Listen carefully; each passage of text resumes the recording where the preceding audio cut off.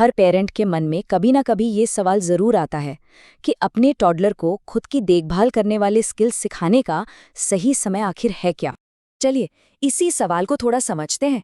ये एक ऐसी कन्फ्यूजन है जो लगभग हर पेरेंट को होती है। क्या हम कुछ ज़्यादा ही जोर दे रहे हैं या फिर कहीं हम उन्हें इंडिपेंडेंट बनने से रोक तो नहीं रहे।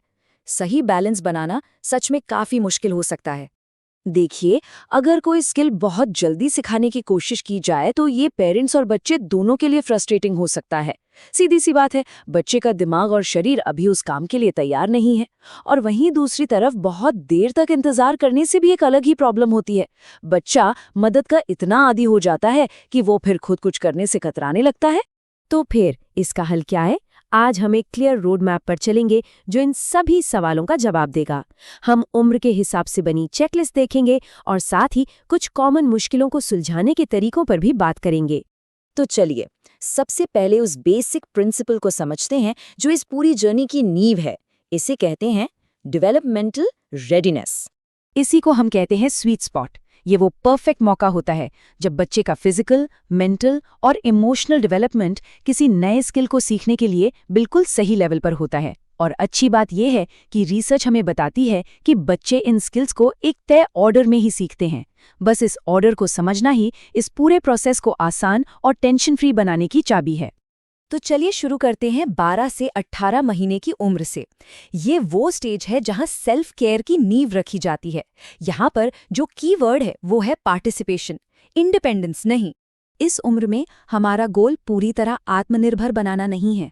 गोल है पार्टिसिपेशन, मतलब उन्हें सहयोग करने के लिए इनवाइट करना। ज्यादातर काम पेरेंट्स करते हैं और बच्चे बस एक छोटा सा हिस्सा करते हैं। जैसे कपड़े पहनाते वक्त वो आस्तीन में अपना हाथ डाल सकते हैं, पानी पिलाते वक्त वो कप पकड़ने में मदद कर सकते हैं, या जब आप उनका टूथब्रश पकड़ते हैं तो वो उसे मुंह में रखने की कोशिश करते हैं। यही छोटी छोटी भागीदारी तो भविष्य की आत्मनिर्भरता का बीज बोती है। और ये कहानी बिल्कुल यही बात बताती है।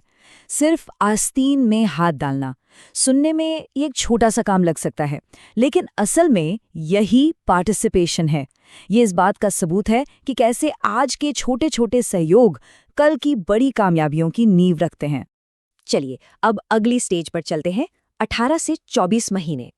इस उम्र में ना बच्चों में मैं खुद करूंगा वाली एनर्जी का जैसे विस्फोट होता है। ये फेज पेरेंट्स के लिए एक्साइटिंग भी होता है और थका देने वाला भी। इस स्टेज पर पेरेंट्स का काम है उन्हें मौके देना, उन्हें कोशिश करने का समय देना।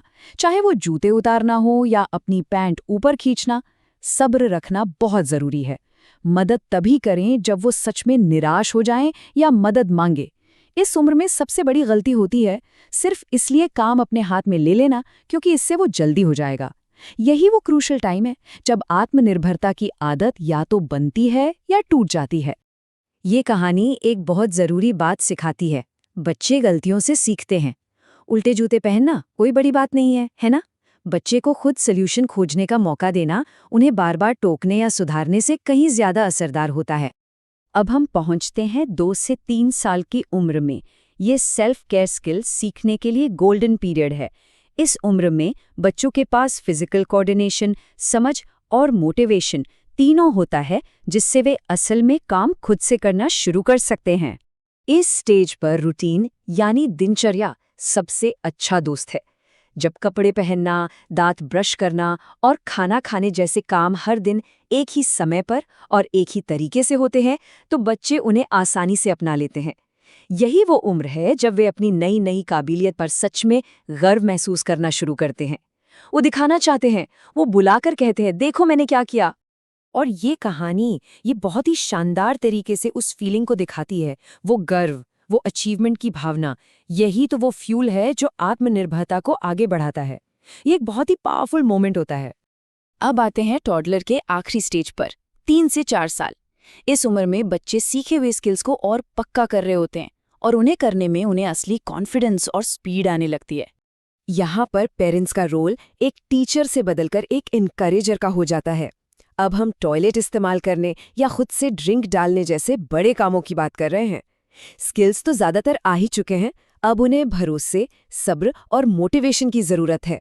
तो यहाँ सबसे जरूरी बात यह है कि काम को अपने हाथ में लेने या उनके काम को दोबारा से करने की इच्छा से बचना है। इस उम्र में लक्ष्य परफेक्शन नहीं, बल्कि कॉन्फिडेंस के साथ एक आदत बनाना है।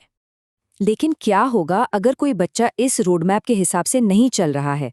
अगर चिंता हो रही है कि वो पीछे रह गया है तो क्या करना चाहिए? चलिए इस जरूरी सवाल पर भी बात करते हैं। सबसे जरूरी बात, घबराना नहीं है। हर बच्चा अलग होता है और अपनी रफ्तार से बढ़ता है। ये जो उम्र की रेंज हमने देखी है, वे सिर्फ एक गाइड हैं, कोई पत्थर की लकीर नहीं। हाँ, लेकिन कुछ ऐसे संकेत हैं जिन पर ध्यान देना चाहिए। अगर बच्चा 2 साल की उम्र तक सेल्फ केयर में बिल्कुल भी दिलचस्पी नहीं दिखाता है या 18 महीने तक मोजे उतारने या कप पकड़ने जैसे सिंपल कोशिशें भी नहीं कर पाता, तो अपने डॉक्टर से बात करना एक अच्छा आइडिया है।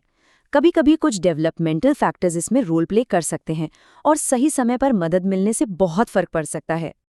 और आखिर में कुछ कॉमन गलतियों से बचना बहुत जरूरी है। अपने बच्चे की तुलना दूसरों से बिल्कुल न करें। जब वे भाग लेने के लिए तैयार हों तो उनके लिए सब कुछ न करें। उनके काम में परफेक्शन की उम्मीद न करें या उसे ठीक करने ना लगें। और सबसे जरूरी, पार्टिसिपेशन वाले स्टेज को कभी भी स्किप न करें। तो इस सब जानकारी के साथ एक पल के लिए सोचें, वो एक छोटा सा कौन सा स्किल है जिसे कल से बच्चे को सौंपना शुरू किया जा सकता है। याद रखें, ये सिर्फ जूते पहनना या दांत ब्रश करना नहीं है।